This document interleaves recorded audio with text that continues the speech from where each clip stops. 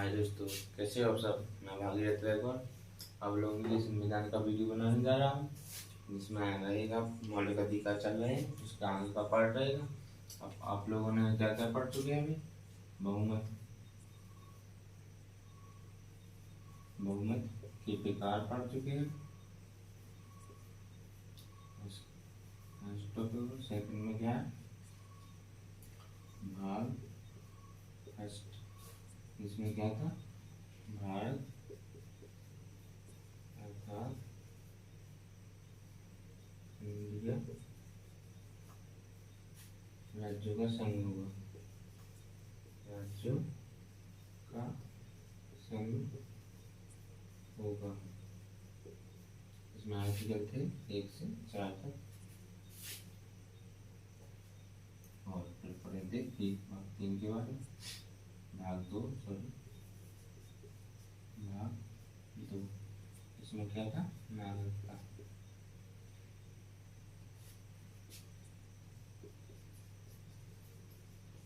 नागरिकता इसमें आर्टिकल थे 5 से 11, और पढ़ रहे हैं भाग 3, जिसमें रहेगा मौलिक अधिकार। इसमें कितने आर्टिकल है, 12 से 35। ठीक, तो अब इसके आगे कंटिन्यू करते हैं। अपना शैक्षणिक अधिकार हो गया, अब धार्मिक स्वतंत्रता का अधिकार चल रहा है, तो उसके बारे में देखेंगे।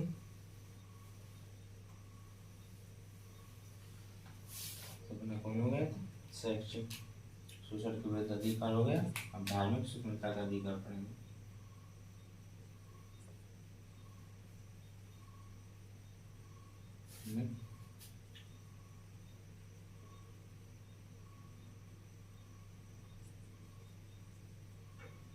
धार्मिक स्वतंत्रता का अधिकार,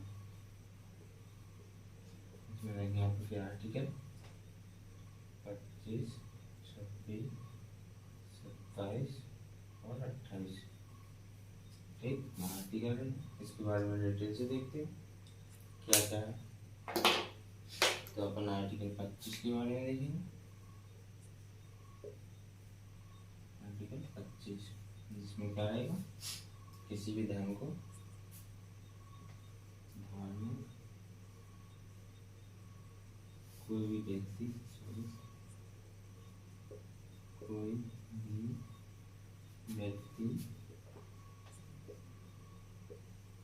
किसी भी धर्म को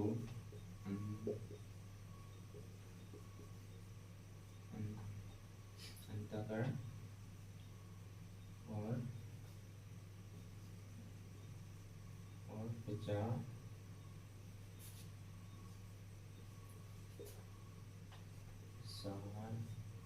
करने की स्वतंत्रता। इसमें देखेंगे आर्टिकल 25 क्या क्या बोलता है। आर्टिकल 25 में कोई भी व्यक्ति किसी भी धर्म को अंतःकरण मतलब अपनाने की स्वतंत्रता। जैसे कोई व्यक्ति को चाहे किसी भी धर्म को अपनाना चाहे तो वो अपना सकता है। उसी प्रकार प्रचार करने की स्वतंत्रता और प्रसार मतलब विस्तार करने की स्वतंत्रता, विस्तार करने की स्वतंत्रता उसके पास है। तो ये आर्टिकल 25 है। और अब आर्टिकल 26 के बारे में देखते हैं क्या है।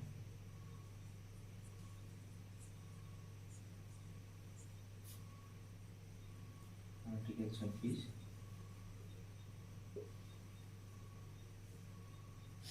विधेयक धार्मिक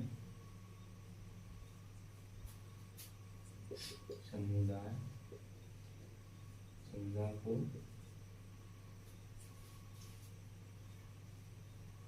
धार्मिक समुदाय को प्रबंधन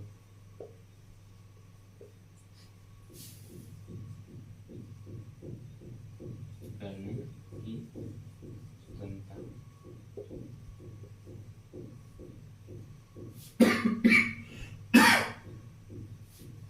प्रत्येक धार्मिक समुदाय को प्रबंधन करने की स्वतंत्रता। जैसे मान लिया जाए कोई धर्म जिसका मंदिर है, उसका क्या करेगा, कोई समिति बनाएगी,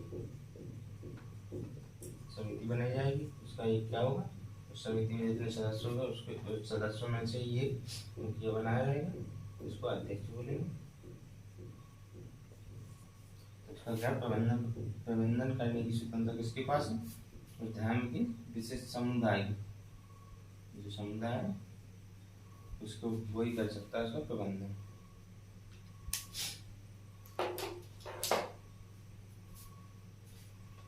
उसको मिटाते हैं, इसके आगे देखेंगे।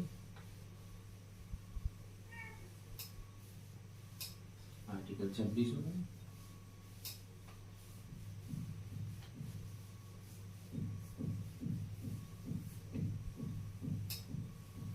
आर्टिकल 27 के बारे में देखेंगे।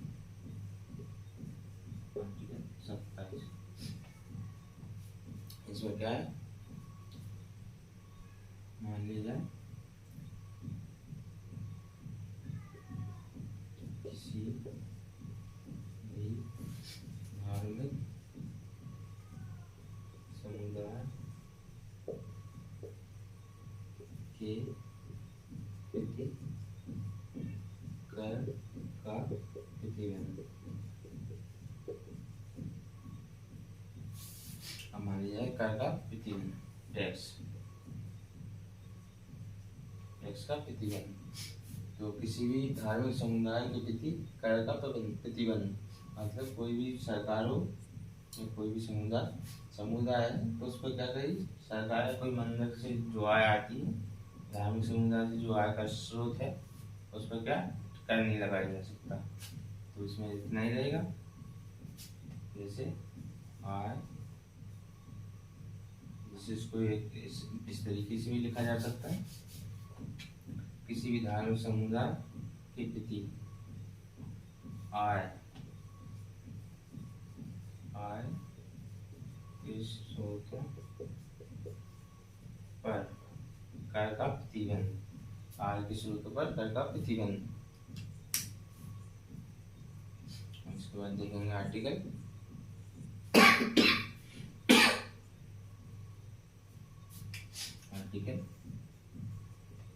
28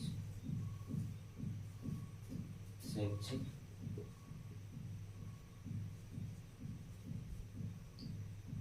संस्थान। इसमें रहेगा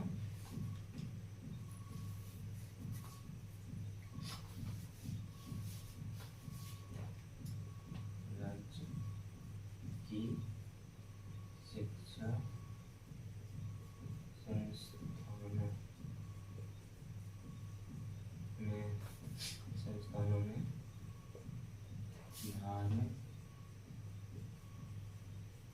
धार्मिक शिक्षा का प्रतिबंध। देखेंगे आर्टिकल 28 में क्या है, राज्य की शिक्षा संस्थानों में धार्मिक शिक्षा का प्रतिबंध। मान लीजिए कोई स्कूल है, कॉलेज है, तो उसमें क्या रहेगा कि धर्म विशेष की शिक्षा नहीं दी जाएगी, धर्म विशेष धर्म की कोई शिक्षा नहीं दी जाएगी। उसमें जो राज्य सरकार अपना पैटर्न तैयार करेगी उसी के आधार पर शिक्षा संस्थाएं चलाई जाती हैं। और अगर चलाना है तो अल्पसंख्यक होते हैं ना जो, तो उनको क्या कहते हैं, वो अपना खुद का फंड जमा करके ही मदरसे वगैरह खोले जाते हैं, वही चला सकते हैं, मदरसे चला सकते हैं। तो अपना ये धार्मिक स्वतंत्रता का अधिकार भी समाप्त होता है यहाँ पे। इसके आगे अपन देखेंगे हम शैक्षिक और सांस्कृतिक अधिकार।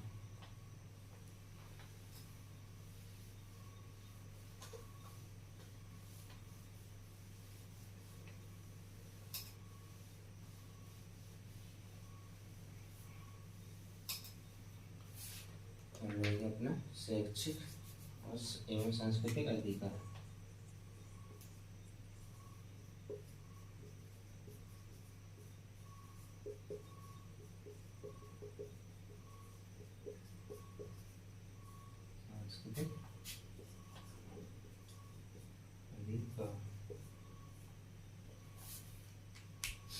अंतर्गत देखेंगे आर्टिकल 29 और 30 के बारे में।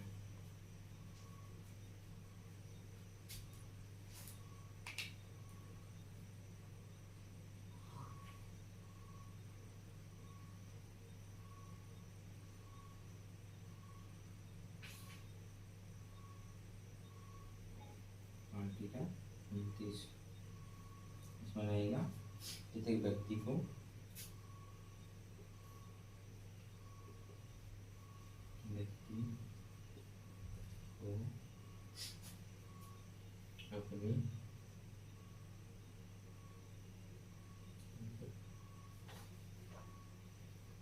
अपनी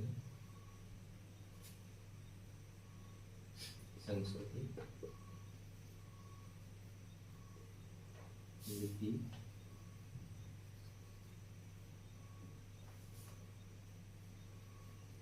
लिपि और संस्कृति और लिपि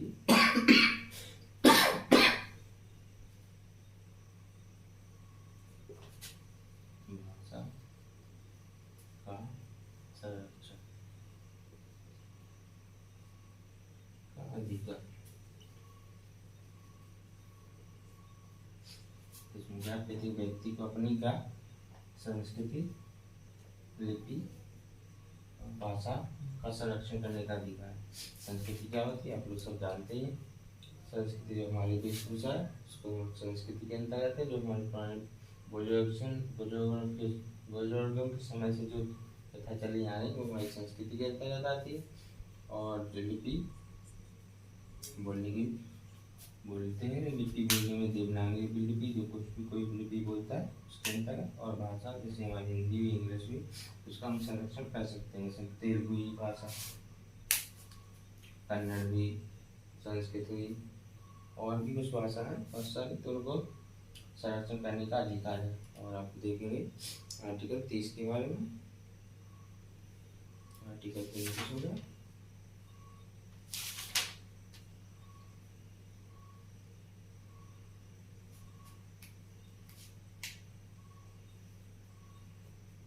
आर्टिकल 30 इसमें क्या रहेगा, जैसे मान लिया जाए एक आपका मकान है, ये अल्पसंख्यक और शिक्षण संस्थान, ये शिक्षण संस्थान है। अल्पसंख्यकों का कोई सभी अल्पसंख्यकों ने मिलकर कुछ भी काम किया, संख्या बनाए, तो उसमें क्या रहेगा, इधर से कोई रास्ता जा रहा है, जैसे मान लिया जाए सरकारी, तो इसको भी तोड़ेंगे, इसको भी तोड़ेंगे। इसको क्या होगा, मुआवजा,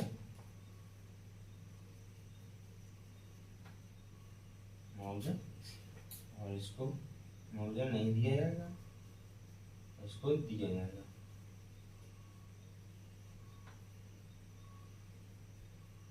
मार्केट रेट पर,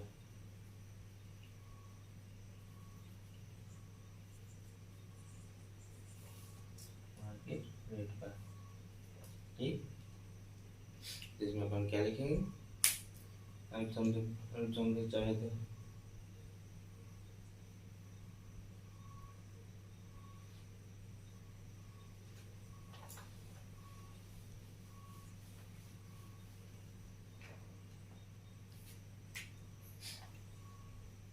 अल्पसंख्यक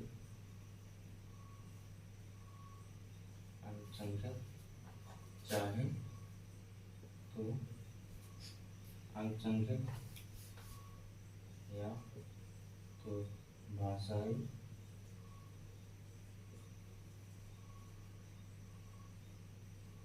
अल्पसंख्यक या भाषाई अल्पसंख्यक, संख्याएं भाषाई अल्पसंख्यक,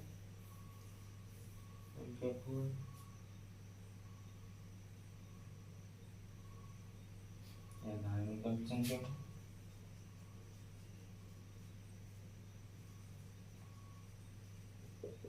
भाषाई अल्पसंख्यक हो या धार्मिक अल्पसंख्यक हो, वो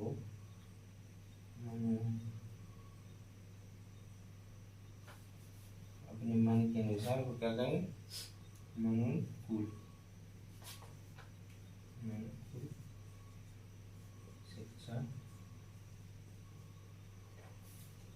हाँ संस्थानों की स्थापना कर सकते हैं। इसमें अल्पसंख्यक तो या तो भाषाई आधार पर अल्पसंख्यक, धार्मिक आधार पर अल्पसंख्यक हो, उनको शिक्षा संस्थान स्थापित कर सकते हैं। मतलब जी अगर इन लोगों ने अब क्या किया, कोई शिक्षा संस्था स्थापित की, मैं एग्जाम्पल से पहले ही बता चुका हूँ।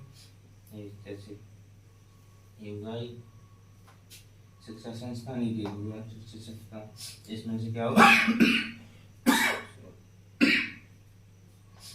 इसमें से क्या है, रास्ता गुजरा, तो मैं इसके बारे में बता चुका हूँ। ठीक है, इतना ही। इसके बाद देखते हैं आगे आर्टिकल 30 होगा, 32 के बारे में देखेंगे।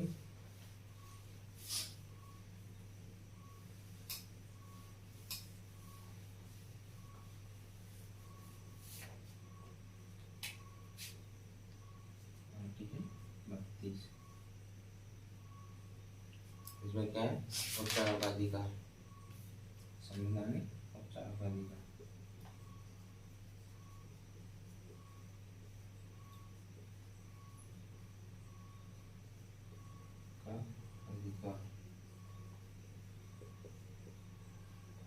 इसमें क्या, इसको ही भीमराव अम्बेडकर ने क्या किया,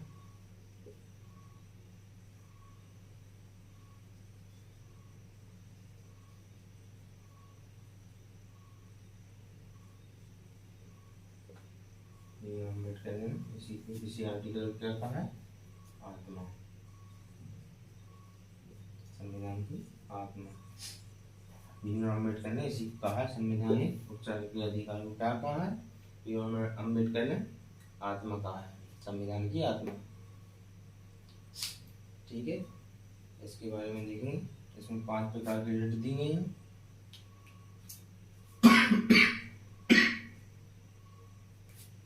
पहली कौन सी रहेगी, बंदी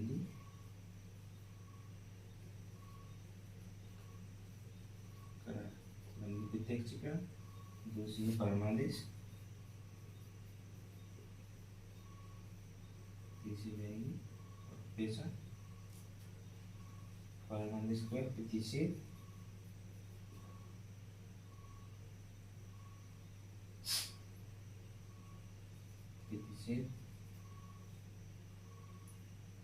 चौथी रहेगी पेशा,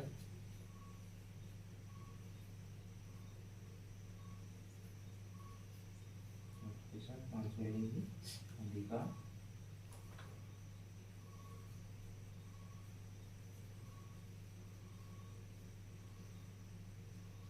अधिकार पेक्ष।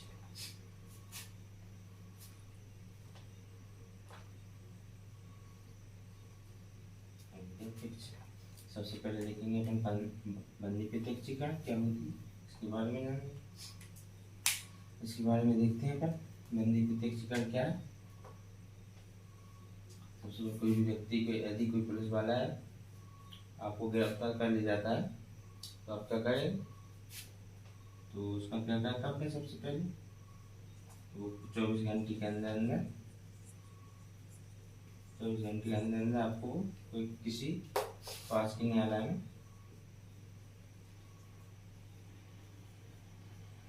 को उपलब्ध कराए।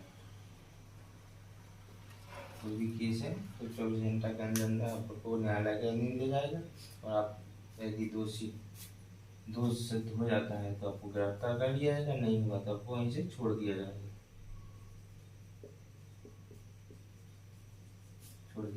ठीक। इसके बारे में जानिए, आपको इन सब की बारे में जानकारी होनी चाहिए, क्योंकि ये प्रत्येक जीवन से भी लगा हुआ है जी। संविधान को पढ़ना बहुत जरूरी है, इसलिए हम संविधान को पढ़ा रहे हैं।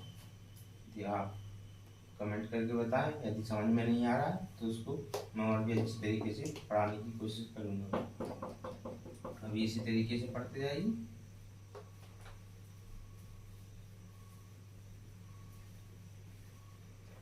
हम देखेंगे परमादेश। परमादेश क्या होता है, इसके अंतर्गत अपन क्या रखेंगे, जैसे मान लिया एक कॉलेज है, स्कूल है सरकारी,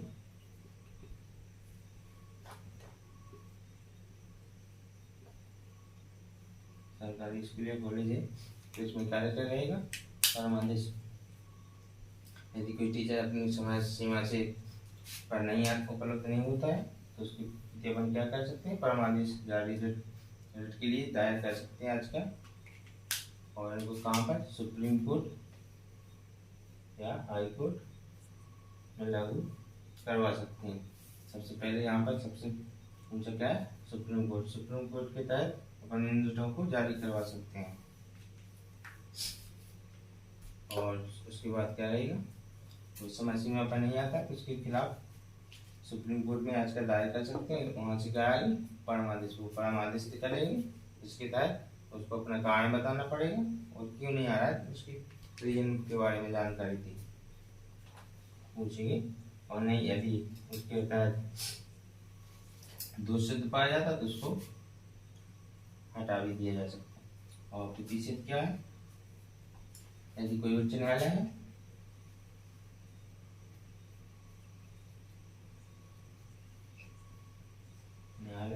और निम्न न्यायालय,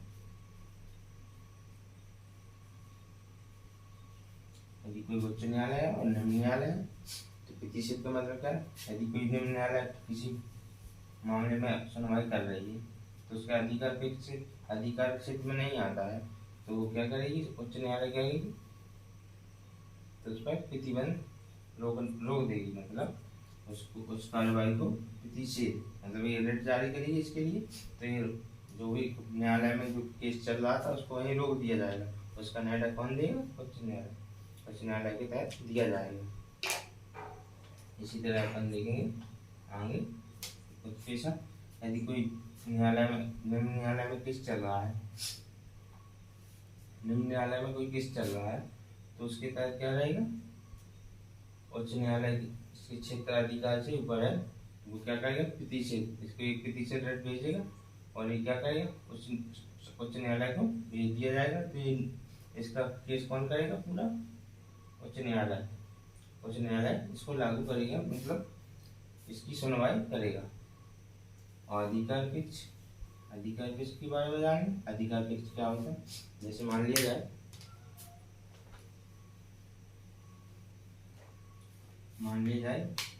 कोई भी सरकारी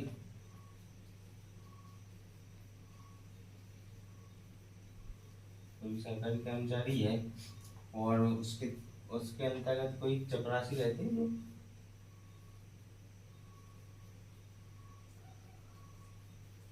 तो चपरासी है तो इसका काम कौन करता है, चपरासी करता रहता है हमेशा। तो इसके तहत अपन कोई काम लेके गए तो इसके थ्रू करवा हो जाता, गए तो इसके थ्रू करवाने, लेकिन ये कर देता।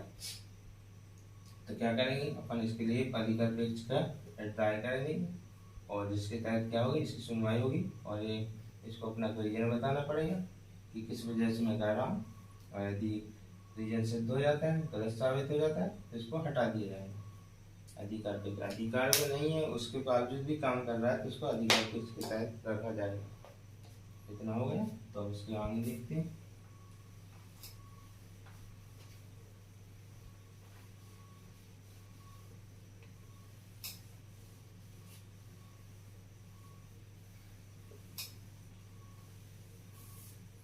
आर्टिकल 31 हो गया, आर्टिकल 33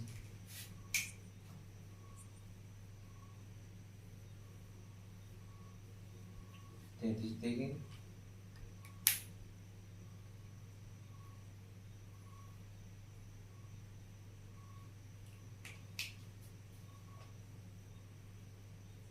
कुछ मामलों में मौलिक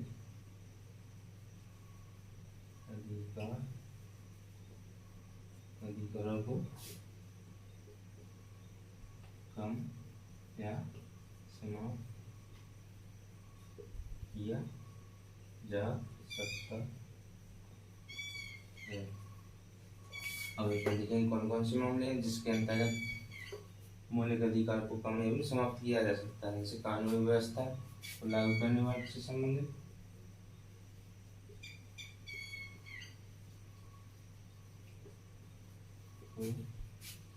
लागू करने से संबंधित दूसरा रहेगा सैनिक कानून व्यवस्था सूचना गुप्तचर गुप्तचर।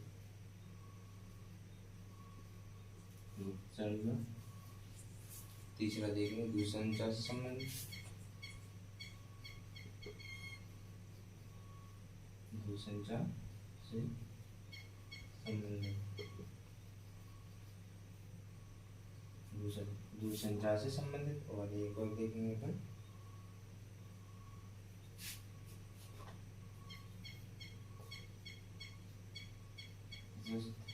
बल से संबंधित।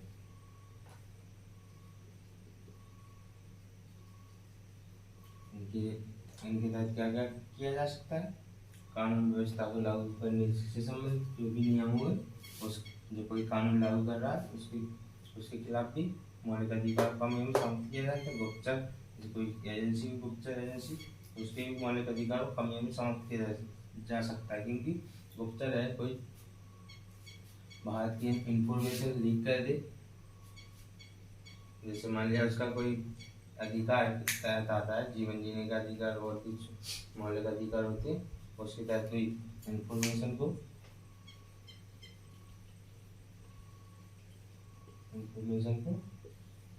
लीक कर दे तो उसको क्या रहेगा?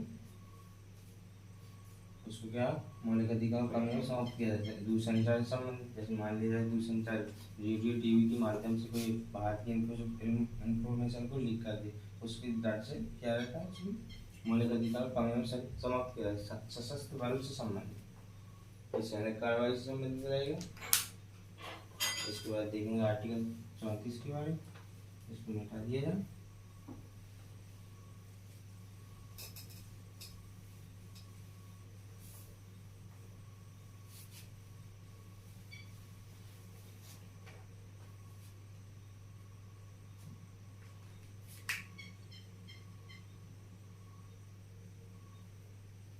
आर्टिकल 34 इसके तहत यदि किसी क्षेत्र में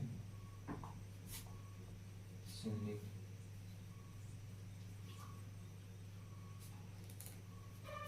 किसी क्षेत्र में सैनिक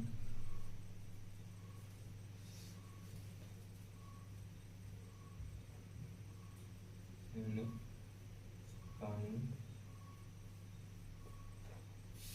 लागू होने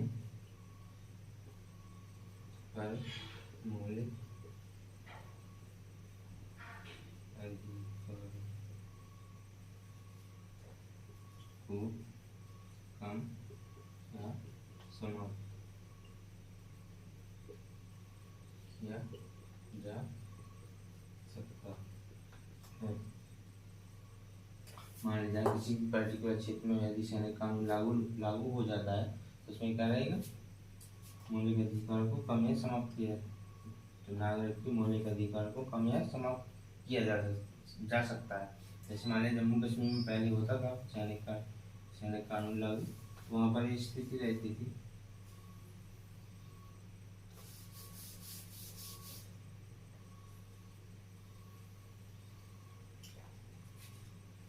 मान लीजिए जम्मू कश्मीर J&K, यहाँ पर जैसे नागालैंड, मणिपुर, मिजोरम, इन क्षेत्रों में भी सैनिक कानून लागू होता है। पहले जम्मू कश्मीर में भी होता था। तो उसमें क्या रहता था कि आतंकी गतिविधियाँ रहती थी, उनको कम करने के लिए ये सब सैनिक कानून लागू किए जाते, जैसे कोटा हो गया,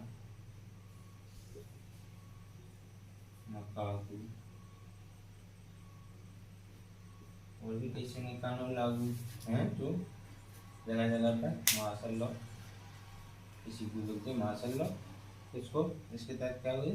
सैनिक जो आतंकी गतिविधियां हैं उनको कम किया जाता है।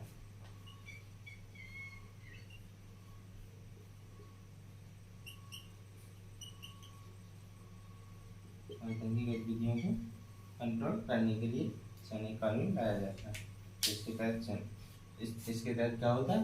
नागरिकों के मौलिक अधिकार को कम या समाप्त किया जाता है। हम देखेंगे आर्टिकल 35। आर्टिकल 35 के बारे में देखेंगे।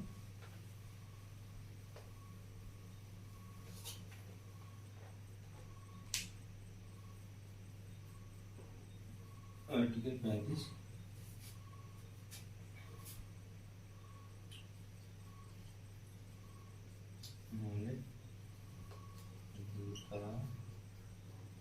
अधिकरणों के संबंध में संसद को कानून बनाने का अधिकार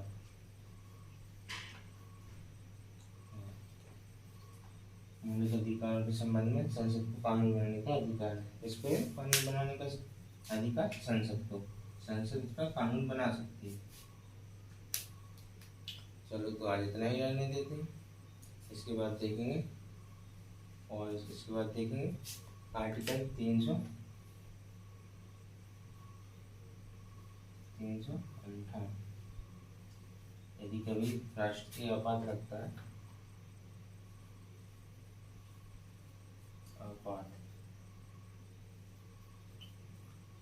तो आर्टिकल 19 स्वतः समाप्त हो जाएगा और आर्टिकल 359 20 और 21 359 लगाएंगे।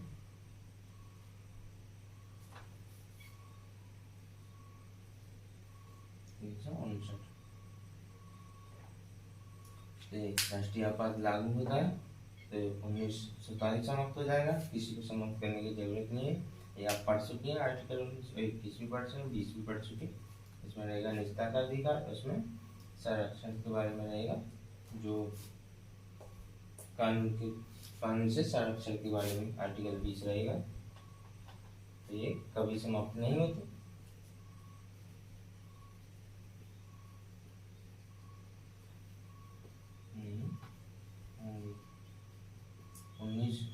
उन्नीस समाप्त हो जाएगा।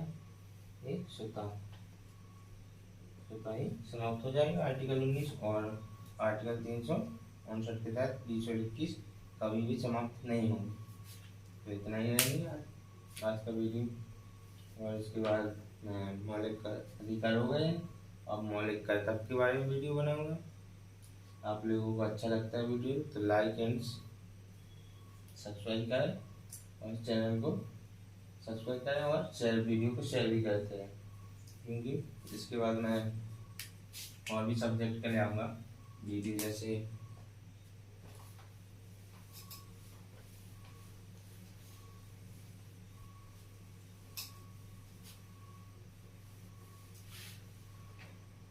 मध्य प्रदेश के बारे में वीडियो लाऊंगा। मध्य प्रदेश हुआ और भारत का भूगोल हुआ।